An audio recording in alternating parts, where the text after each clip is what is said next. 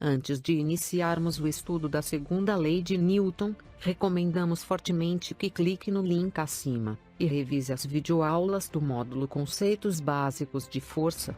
Em particular a sexta videoaula, onde apresentamos os conceitos iniciais envolvendo a relação entre força e aceleração.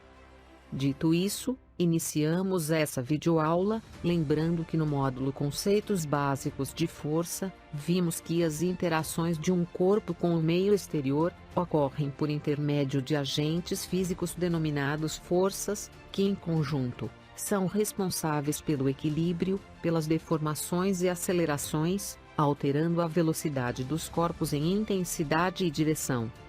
Vamos revisar rapidamente esses efeitos. Equilíbrio das partículas. Na videoaula que trata do primeiro enunciado das leis de Newton, aprendemos que uma partícula está em equilíbrio quando a resultante das forças externas sobre ela for nula, levando a partícula a assumir uma das seguintes condições. Primeiro, repouso, também denominado de equilíbrio estático. Segundo, movimento retilíneo com velocidade constante, denominado de equilíbrio dinâmico. Mais à frente no curso, analisaremos as condições necessárias para o equilíbrio estático e dinâmico dos corpos extensos. Deformação dos corpos. Aprendemos que as forças também atuam sobre os corpos, deformando-os temporariamente ou permanentemente, como, por exemplo, no processo de distensão ou compressão de uma mola, na colisão de um automóvel, ou na compactação de um carro inutilizado em uma prensa hidráulica. Aceleração dos corpos.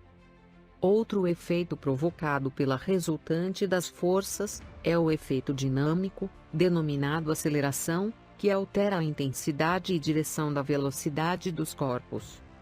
Desde a antiguidade, estudiosos como Aristóteles, Galileu Galilei, Copérnico, Tycho Brahe, Johannes Kepler e muitos outros expoentes das ciências da natureza, buscavam explicações para o mecanismo de movimento dos corpos terrestres e celestes.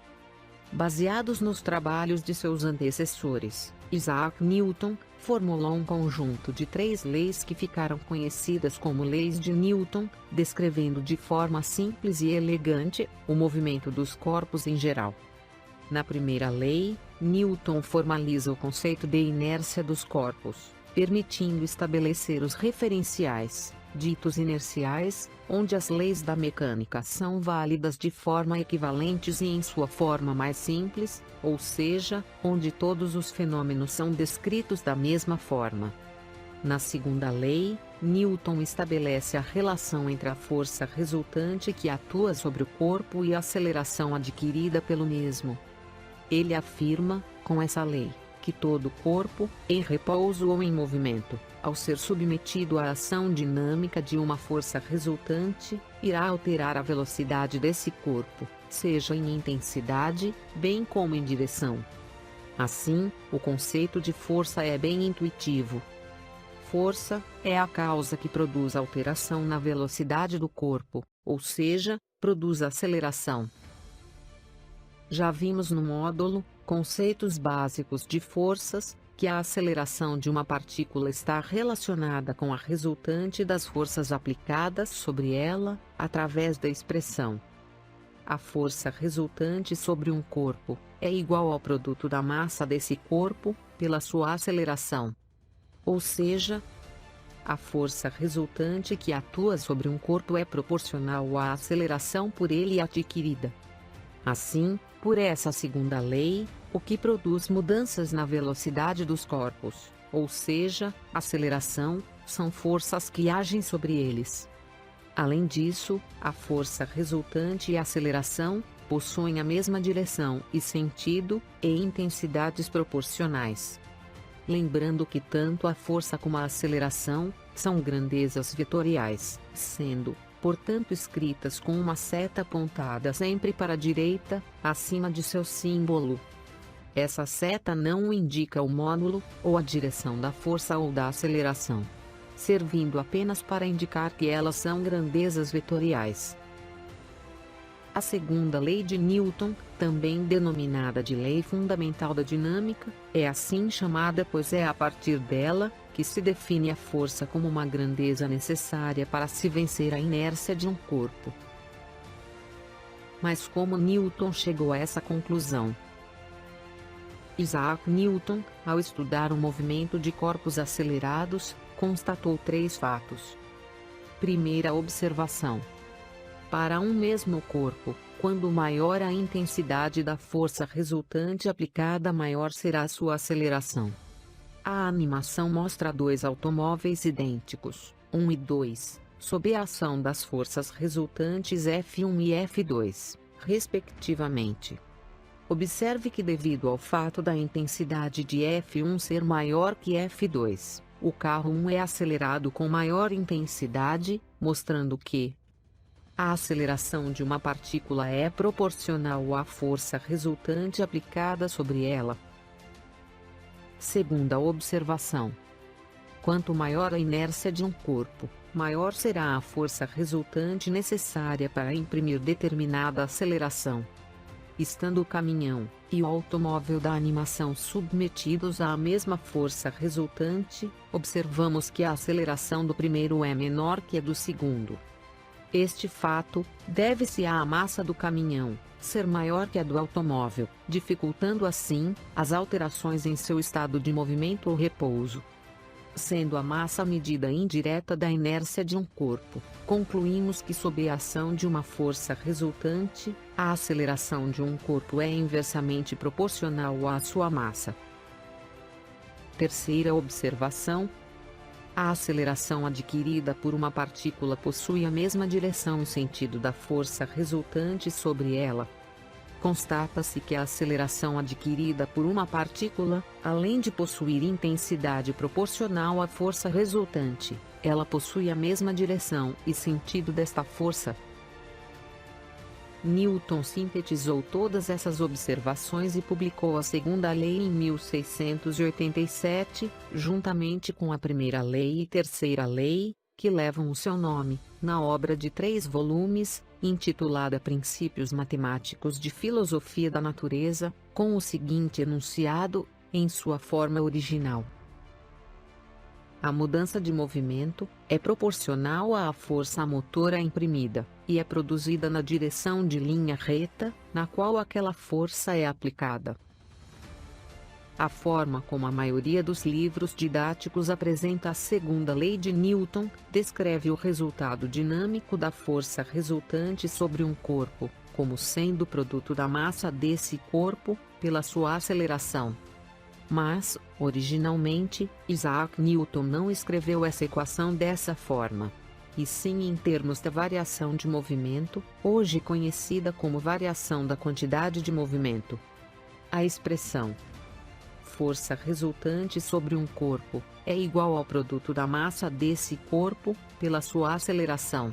É um caso particular da segunda lei de Newton que só se aplica para corpos em que a massa não é alterada durante o movimento. Analisaremos mais à frente no curso a grandeza, a quantidade de movimento e o estudo de corpos com massa variável, como, por exemplo, um foguete, cuja massa varia rapidamente em função da queima de combustível. No mundo da física introdutória, a segunda lei de Newton é a lei fundamental da mecânica, e uma das leis mais importantes que você irá aprender. Por isso é importante dominar esta lei o quanto antes. De fato, Isaac Newton, ao perceber a simples relação que existe entre os 3 conceitos físicos básicos, aceleração, força e massa, formulou uma das mais importantes leis da natureza, sendo utilizada largamente em todas as áreas de engenharia, inclusive a espacial. Só para você ter uma ideia da importância das leis de Newton, 282 anos após Newton ter enunciadas essas leis, elas forneceram as bases do programa Apollo, que levou o homem à Lua, em 1969.